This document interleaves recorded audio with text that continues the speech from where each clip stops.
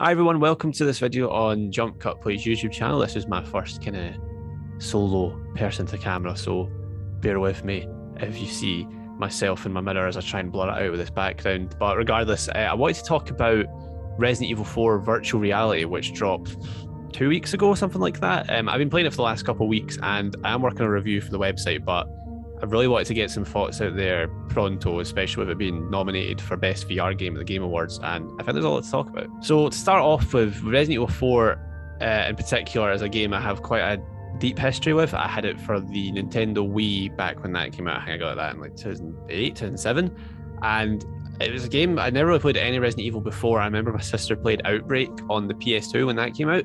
I didn't have an interest. I mean, I was pretty young, like 11 years old at the time, just to dox myself. But the Wii version really grabbed my attention like no other game I had before. I mean, the combo of that and like Super Mario Galaxy that I had, it was a 1-2, which is one hell of a combo at the time. But yeah, something about it really grabbed me. And I don't want to be one of those people that's like, oh, I've played it 100 times.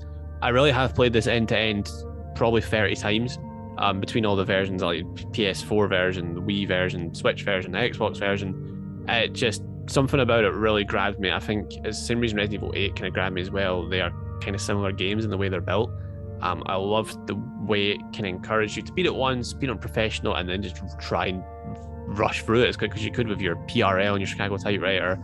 Sorry about the arm here, it's a bit of magic that I'm doing with this massive arm, and now half my body's gone. So yeah, the fact that this version even exists on the Oculus Quest 2, or the Meta Quest 2 as it's now called, which is a horrendous name. Yeah, it was the only reason I even upgraded my first Quest to the Quest 2 when they said this was going to be an exclusive, which I get it. But from what I've seen on Reddit, people have modded it to work on the Quest 1, so I think it could have been done. You know, we've just toned down the graphics, I think, and you could have got it there. But regardless, it exists. The game was shown off a couple months before it was released. It looked great. I had no real reservations about it other than the fact I still couldn't believe it existed. And there was a couple parts I was like, oh, how's that going to work in VR? And then some of the things did show, like the kicking people and the suplex. I was like, oh, that's not great, or it kind of pulls you out. But I was like, you know, it still exists. That's what matters. It dropped on the store. I think it was 2 weeks ago. I probably should have checked. I'm really not prepared. And I played it, and it was one of those, you have those VR moments when you first play VR, which for me was 3 or 4 years ago, and you're like, oh my God, this is the future. I played PlayStation VR Worlds on the PSVR before I even owned the thing. I just thought, oh my God, this looks insane. This is like the future. How does this exist? And then you kind of stop having those moments, to be honest, for quite a while, because you get so accustomed to virtual reality and you're just used to it.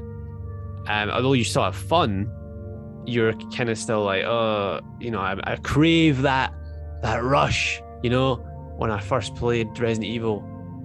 I mean, VR, I can't even talk properly, but you know what I mean. So when I put the headset on and I was in this world that I've played for countless hours and hours, and seeing this world in 3D completely around you, it wasn't mind-blowing. I don't want to be like, oh my God, I wasn't like streaming tears and couldn't believe my eyes. It was just cool. It was just really cool. I think that's the best way to put it. It was cool to see it like that.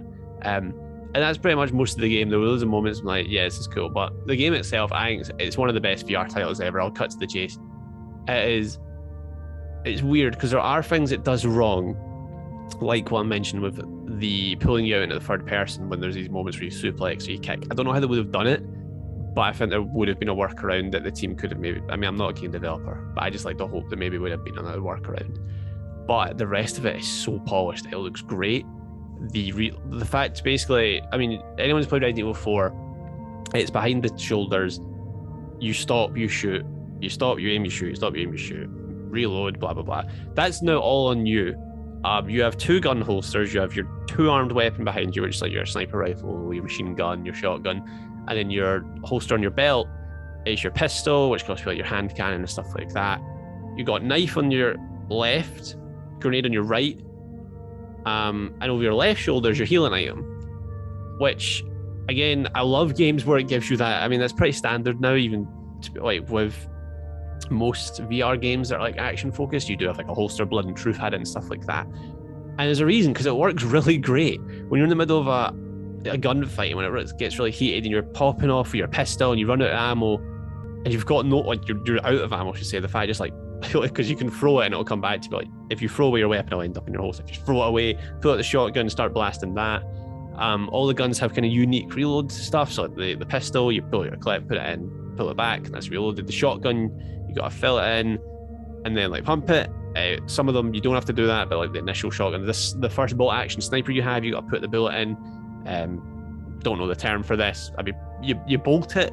You know, you put the bullet in. You like go, you know, it makes that noise, and then you shoot, and that's all really fun, and it makes for some really intense situations throughout the game. I think your play style as well, playing it kind of depends on your space for playing virtual reality.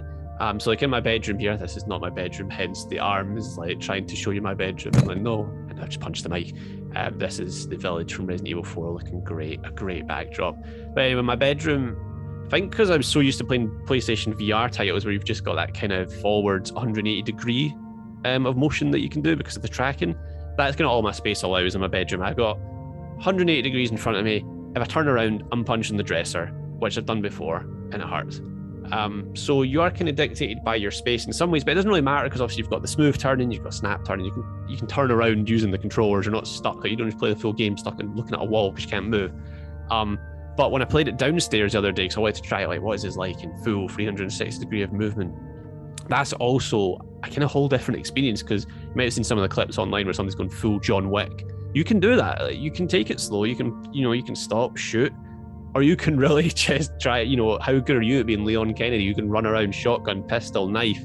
Like, I think one of the coolest moments, like, if anyone's played Resident Evil 4, there's a lot of times you're just, we walk in, stop, knife, crate, stop. I was running around like COD 6 tactical knife Desert Eagle style, pistol in one hand, knife in the other, kind of walking around, knife in boxes, grabbing stuff. And it makes the game a lot more fast paced, and obviously the game's not built for that, but it kind of just works as if it was built for it. The game feels like it was built for VR, despite them changing almost nothing to make it VR in terms of gameplay content. I mean, there's some stuff about dialogue being cut. Frankly, it didn't bother me because I skipped most of the cutscenes because I've played the game that many times. I was just here to play the game. I wasn't fussed about the story. It sucks to cut content, but it's not really bothered me, to be honest. But yeah, I think that's just the main part of this game, is you don't really ever stop being blown away by how much this works in VR, which it's great. The fact to port, like with Hitman we had in VR, which I don't think it worked in VR, but the control scheme didn't, and it was kind of disappointing for me. And then you got something like this that just fully embraces what virtual reality is, and it's great. I can't say enough great things about it. This game, it looks great, it plays great. It does suck that some of the extra content is missing. There's no mercenaries mode, there's no Operation Ada, which means you can't unlock the Chicago Typewriter, which is the best gun in Resident Evil 4, which sucks. You can unlock the PRL, which is what I'm doing now. I'm playing for professional difficulty to give that a shot. But otherwise, you're kind of stuck with just the core that I think, the base version of the game, which is annoying. They might add in some DLC. I hope it's free DLC. It is maybe an extra $5 to get it. I wouldn't be objected to that, but hopefully they do add that in, because this game has been pretty successful. So if you do want to know this quest out to there, Meta Quest, you gotta pick this up. I don't know if it's scary. The spider enemies did really bother me. There's like 2 or 3 times where an enemy, their head will pop off and it's just a spider.